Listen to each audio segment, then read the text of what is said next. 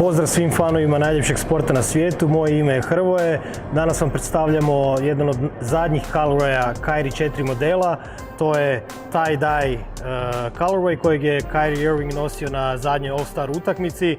Možemo odmah vidjeti da su ove tenisice stvarno posebne po svom izgledu i drugačije, ali Kyrie Irving je uvijek sa sva svoja 4 dosadašnja modela imao drugačije tenisice koje su posebne svojim izgledom, ali su i posebne po svojim performansama.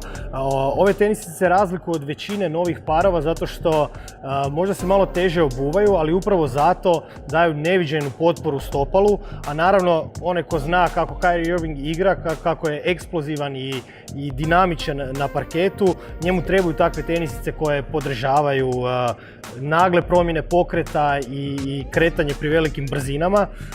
Dakle, tu možemo vidjeti da ima jedna posebna potplata za pružanje potpore, ima čak i bočne potpore kako bi se spriječilo skretanje zgloba.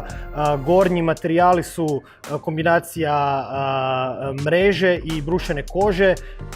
Tenisica nakon što se obuje odlična, daje potporu stopalu, nekoliko puta sam isprobao, igrao u njoj i samo vam je mogu preporučiti.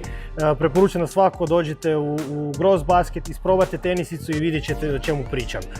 Puno vam hvala, do sljedećeg javljanja, toliko od mene.